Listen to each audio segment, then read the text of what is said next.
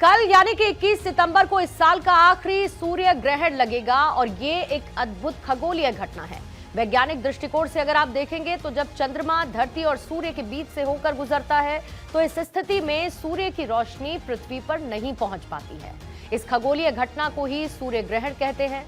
रविवार को लगने वाला सूर्य ग्रहण एक आंशिक सूर्य ग्रहण होगा और इसका काफी ज्यादा वैज्ञानिक, ज्योतिष और धार्मिक महत्व होता है। सूर्य ग्रहण को लेकर सनातन धर्म में विशेष मान्यता भी है और ऐसे में सूर्य ग्रहण के दौरान कई उपाय भी बताए गए जो कि सूर्य ग्रहण के समय करने चाहिए। यानी सूर्य ग्रहण के बुरे प्रभाव से बचने के लिए पवित्र नदी में आप स्नान करें, इसके बाद सूर्य देव की पूजा अर्चना करें। धार्मिक मान्यता के अनुसार सूर्य ग्रहण के बाद इस उपाय को करने से सभी बुरे प्रभाव दूर हो जाते हैं। हालांकि कल लगने वाला सूर्य ग्रहण क्योंकि भारत में दिखाई नहीं देगा और इस वजह से यहां पर सूतक भी नहीं माना जाएगा। कल सूर्य ग्रहण देखने को मिलेगा। इसी बीच में मेहमान हमारे साथ मौजूद हैं। कल होने वाले इस महासंयोग को लेकर चर्चा कर लेते हैं। सूतक भी नहीं लगने वाला है। हमारे साथ नितिशा मल्होत्रा है, एस्ट्रोलॉजर, चर्चा में हमारे साथ जुड़ी हुई हैं। स्वामी उपमन्यु महाराज हैं, हिंदू स्कॉलर मौजूद हैं और साथ ही वान्या आर्य एस्ट्रोलॉजर हैं, इस वक्त हमारे साथ मौजूद हैं। आप तीनों का मैं बहुत बहुत स्वागत करती हूं। और उपमन्यु महाराज, आपके साथ शुरुआत करना चाहूंगी क्योंकि सनातन परंपरा में सूर्य ग्रहण को स्नान और दान से जोड़ा जाता है। सबसे पहले तो इसका धार्मिक आधार क्या है, क्यों इन दोनों को जोड़ा जाता है इस मौके पर? देखिए, धार्मिक आधार ये है कि हम लोग हर ग्रह को और हर वस्तु को भगवान से जोड़ते हैं। गौ माता को जोड़ते हैं, पेड़ पौधों को जोड़ते हैं, पहाड़ों को जोड़ते हैं। इसलिए जोड़ते हैं कि हमारी संस्कृति बनी रहे, उसकी कहीं पे भी उत्प्रेक्षण वो नहीं की जाए कि पुराने टाइम में लोग पढ़े लिखे नहीं होते थे तो ज्ञानी लोग क्या करते थे कि उनको समझाने के लिए अगर वो ये कहते हैं कि ये चीज़ जो है इसको धर्म से कोई मतलब नहीं है तो वो उसको तोड़ देंगे, बहा देंगे, कुछ भी करेंगे, गड़बड़ कर देंगे। और अगर उसको धर्म से जोड़ दिया कि नहीं, ये काम करने से, पीपल काटने से गड़बड़ हो जाएगा, आपको नुकसान होगा, ये करने से आपको नुकसान होगा, ये करने से, तो उससे जो है लोग प्रभावित होते थे, उसको मानते थे। इसी तरीके से ग्रहण है। ग्रहण को भी हमने धर्म अध्यात्म पे से जोड़ दिया गया। ये एक भौगोलिक चीज़ है। एक एक्लिप्स जो होते हैं ये ग्रहण के नेचुरल चीज़ें हैं। जब 180 डिग्री में सब कुछ, पृथ्वी, सूर्य, चंद्रमा, राहु, केतु, अब लोगों को विडंबना होती है कि राहु केतु दोनों आमने सामने हैं, तो इसका मतलब होता है कि सब के अंशात्मक एक ही हो, एक अंश हो। और इस टाइम का पोजीशन है, दोनों में 4 अंश का अंतर दिखाई दे रहा है। सबसे बड़ी बात है कि जब चंद्र ग्रहण होता है तो उसी पक्ष में सूर्य ग्रहण होता है, लेकिन वो तब होता है, तब जाके दिखाई देता है जब उसी राशि में हो। हमारा चंद्र ग्रहण हुआ था 7 तारीख को, तब सूर्य जो था सिंह राशि में था। 16 तारीख को बदल गया, आज सूर्य जो है वो कन्या राशि में चला गया। और राहु और केतु दोनों ही जो है मेष राशि, वो सॉरी क्या कहते हैं, कुंभ राशि और सिंह राशि में है। तो दोनों में डिफरेंस आ गया थोड़ा सा, 4 अंश का अंशात्मक अंतर आ गया। इसलिए पूरी तरीके से यहाँ से, क्योंकि हम लोगों के जितने भी पत्रे हैं, जितने भी जंत्रियां हैं, सब ज्यादातर जो है बनारस से ही बनती हैं। वहीं के गणितज्ञ जो हैं उन्होंने बनाई है। तो वो उसमें दिखाया गया है कि ये सूर्य ग्रहण हमारे भारत में नहीं दिखाई देगा, बिल्कुल जस्ट अपोजिट। इसी से जुड़ा हुआ नितिशा जी सवाल, क्योंकि कल मेरी बात पूरी हो जाने दीजिए। जल्दी बोलेगा। हाँ, जल्दी बोलेगा थोड़ा। तो हाँ, इसको जो है ऑस्ट्रेलिया में आराम से देखा जा सकता है, क्योंकि टाइमिंग का अंतर है।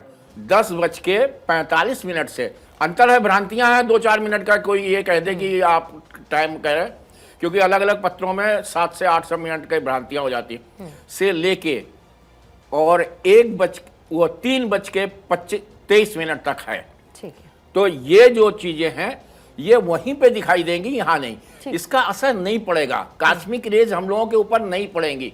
ये बिल्कुल ये भ्रांतियां फैलाई जा रही हैं ठीक कि है, इसका असर नहीं भारतवर्ष में पड़ेगा। होगा, नहीं होगा। ठीक है नितिशा जी, क्योंकि सूर्य ग्रहण भारत में दिखाई नहीं देने वाला है, फिर भी इसका क्या ज्योतिषीय प्रभाव भारतीय राशियों पर पड़ेगा?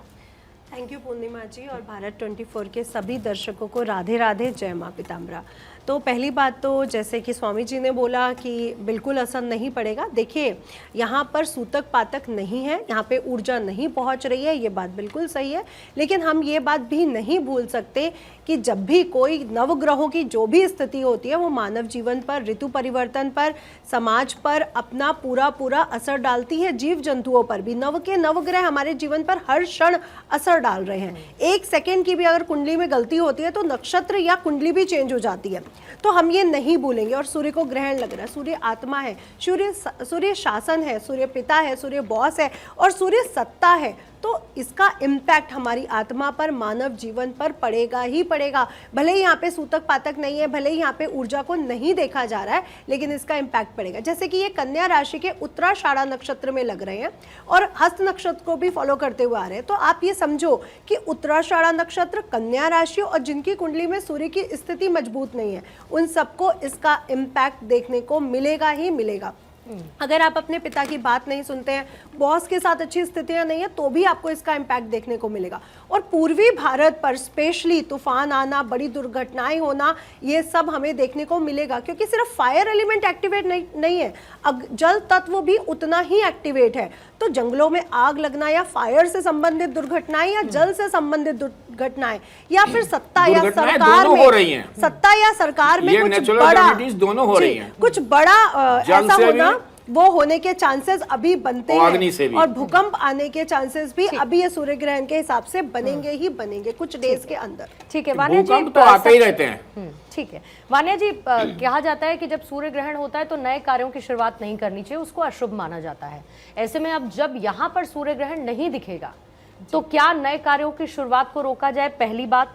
दूसरी बात, अगर पूजा अर्चना करनी है तो क्या कोई विशेष विधि होनी चाहिए कल के लिए, क्योंकि सूर्य ग्रहण दिखने नहीं वाला है? जी देखिए, सूर्य ग्रहण भले ही दिखने नहीं वाला है, लेकिन सौर मंडल में सूर्य जो है वो तो एक ही है। तो ग्रहण का कहीं ना कहीं इम्पैक्ट हमारे लाइफ में आता ही आता है। लेकिन ये अलग बात है कि ग्रहण का इम्पैक्ट जो है वो मिनिमल आएगा। रीज़न बीइंग, ये जो ग्रहण शुरू हो रहा है 10:59 PM से शुरू होकर 3:24 PM तक, 3:24 AM तक रहेगा। तो ग्रहण का इम्पैक्ट जो है आएगा ही आएगा। और कहीं ना कहीं सूर्य जो होते हैं हमारी आत्मा का कारक होते हैं, जैसे नितिशा जी भी बोल रहे थे। तो पिता का कारक हैं, पॉलिटिक्स का कारक हैं, सत्ता का कारक हैं, कहीं ना कहीं बॉसेस को भी रिप्रेजेंट करते हैं। तो थोड़ा बहुत एजिटेशन जो है आएगा ही आएगा। ये ग्रहण जो है कन्या राशि में है, आप देखेंगे जो अक्रॉस द ग्लोब जो है ये ईस्टर्न पार्ट्स पर जो है बहुत ज़्यादा इम्पैक्ट डालेगा। ये ग्रहण मेनली जो है जैसे न्यूजीलैंड हो गया, या फिर आप अगर ऑस्ट्रेलिया की बात करते हैं तो न्यू साउथ वेल्स में आपका कुछ ना कुछ घटनाएं आपको देखने को मिल सकती हैं। पैसिफिक बेल्ट में जो है अभी देखने को मिल सकती हैं। ये मंगल का साल है और अग्नि घटनाओं का अभी अंत नहीं हुआ है। ग्लोबल वार्मिंग नहीं, ग्लोबल बॉइलिंग होगी, जैसा कि हम साल के शुरुआत से ही कहते आ रहे हैं। अग्निकांड अभी भी आपको देखने को मिलेंगे। ट्रंप की राजनीति में आप देखेंगे यूएस में कुछ ना कुछ चेंजेस जो हैं वो बहुत जल्दी आपको नेक्स्ट 45 डेज में सुनने को मिलेगा। यूक्रेन, रशिया और इजराइल का जो वॉर है वो अभी भी जो है चीज़ें जो हैं कंटिन्यू रहेंगी।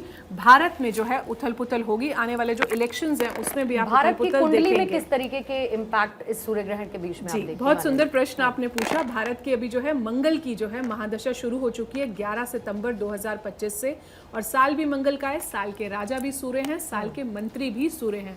अगर हम भारत की कुंडली में भी देखते हैं कोई भी ग्रहण का इम्पैक्ट जो है नेक्स्ट 45 डेज तक रहता ही रहता है। चंद्र ग्रहण के नेक्स्ट डे आपने देखा बाली में बाढ़ आ गई, नेपाल में देखिए जेंजी से रिवोल्यूशन आ गया। तो अभी भी आप देखेंगे भारत की, अगर हम स्पेसिफिक भारत की बात करते हैं, टेक्नोलॉजी और साइबर क्राइम्स जो हैं और ज़्यादा पीक पे जाएंगे। अभी जो इलेक्शंस होने वाले हैं अभी 2 महीने बाद जो है जिन स्टेट्स बिहार की इलेक्शंस है, वहाँ भी आप देखेंगे कि कुछ ऐसा अनएक्सपेक्टेड और नया चेहरा सामने आएगा जो हमने कभी सोचा भी नहीं होगा। सत्ता में उथल पुथल, कोई ना कोई बड़ा नेता रिजाइन करेगा। आप ये कहना चाह रही हैं कि ऐसे संकेत हैं कि नीतीश चेहरा नहीं हो सकता? जी कुछ ना कुछ नहीं, मतलब अब आप कह रही हैं नया चेहरा देखने को मिलेगा, तो नए चेहरे के लिहाज से तो फिर मैं यही कह सकती हूँ कि फिर मतलब नीतीश जी चेहरा नहीं होंगे अगर ऐसे संकेत में मानूं तो। जी नीतीश जी आगे चेहरा तो नहीं रहने वाले, ये बात दिख है। और जो मैंने भाजपा की या एनडीए का भी बर्ड चार्ट देखा है, उसके हिसाब से भाजपा के आने के पूर्ण चांसेस बन रहे हैं। भाजपा के चांस कैसे बनेंगे, क्योंकि वो लड़ही 50% में रही है। मैं कुंडली पे तो बात करूंगी, नहीं मुझे कुंडली की बात और बनेंगे, वहाँ की जनता और वहाँ के उस पे नहीं, मैं कुंडली नहीं मैं as a बनेंगे, astrologer कुंडली अपने में उस पे चार्ज बनेंगे, लेकिन जब वो आधी सीट पे खड़ी हो रही है तो उनको सहयोग लेना ही पड़ेगा, हर हालत में सहयोग लेना पड़ेगा। हाँ, तो नीतीश जी NDA का का सहयोग तो लेना सहयोग पड़ेगा, लेंगे, पर इसमें कोई दो राय नहीं। हेल्थ पे ये कहा जा सकता है कि भाजपा हेल्थ बढ़ेगी, पर ठीक है, जो भाजपा सत्ता बढ़ेगी, इसमें कोई दो राय नहीं, सत्ता भाजपा में बढ़ेगी, बैठे बहुत आगे नेताओं आएगी। पर इसका हेल्थ का असर पड़ेगा, जिसके ठीक है, कारण मैं कुछ थोड़ा सा लोग- और बहुत आगे बढ़ेगी। थोड़ा सा और इस सवालों की चेहरा डिटेल जो में, है ठीक है। बिहार- ग्रहण का असर है राशियों पर, एक तो मैम ने जैसे कहा कि कुछ असर होता हुआ तो नजर आएगा, लेकिन बचाव की जल्दी से मैं आपसे बात कर लेती हूँ कि क्या करना चाहिए फिर उसके लिए। देखिए, ग्रहण के बारे में अगर बात करें तो सबसे पहले तो ये ग्रहण जो है उत्तरा फाल्गुनी नक्षत्र में लग रहा है, जो अपने आप में ही सूर्य का नक्षत्र है। कहीं ना कहीं कन्या राशि में लग रहा है, जहाँ पर सूर्य बुध आदित्य योग ऑलरेडी बना हुआ है और चंद्रमा जो है साथ में गोचर करे। ऐसी स्थिति में बचने के लिए पहली बात तो आपको बिल्कुल घबराने की ज़रूरत नहीं है, क्योंकि आंशिक सूर्य ग्रहण है, इसका पूर्णतः असर जो है वो भारत पे नहीं दिखेगा। लेकिन ऐसा फिर भी पौराणिक मान्यताओं के हिसाब से कहा जाता है कि आपका 20 to 25% असर जो है तब भी आपको फेस करना पड़ता है। ऐसी स्थिति में आप घर बैठे बैठे क्या कर सकते हैं कि आप आदित्य हृदय स्तोत्र का अगर इस समय पे आप पाठ करें तो आपके लिए काफ़ी अच्छा रहेगा। जितनी भी प्रेग्नेंट फीमेल्स हैं, अगर वो पानी या कुछ भी खाना ग्रहण करते समय, क्योंकि हम उनको नहीं रोक सकते, अगर वो तुलसी का दल अपने खाने और पानी में डाल ले तो इससे काफ़ी उत्तम रहेगा। आप अपने कंठ और नाभि पे जो है केसर और चंदन का लेप जरूर लगाइए। वहीं पे आप एक काम और कर सकते हैं कि आप रुद्राष्टकम का इस समय पे अगर पाठ करते हैं, रुद्र की अगर आराधना करते हैं, दान यज्ञ तप हवन अगर इस समय पे आप करते हैं तो कहा जाता है हजारों गुना आपको फल जरूर मिलता है। तो इस समय को व्यर्थ बिल्कुल भी ना होने दीजिए और महामृत्युंजय का पाठ अवश्य करिए। ठीक है, बिल्कुल भले ही सीमित समय मिला था, लेकिन कोशिश हमारी ये थी कि चाहे आस्था हो या फिर विज्ञान, दोनों का जो असर है वो जागरूकता के तौर पर दिखना चाहिए, और इसीलिए कल होने वाले इस आंशिक सूर्य ग्रहण को लेकर हमने चर्चा की है। आपका बहुत बहुत शुक्रिया तोशिका जी, आपका भी धन्यवाद, साथ ही आपका भी स्वामी जी शुक्रिया, नितिशा जी आपका भी शुक्रिया, वान्या जी बहुत बहुत धन्यवाद आपका चर्चा में जुड़ने के लिए।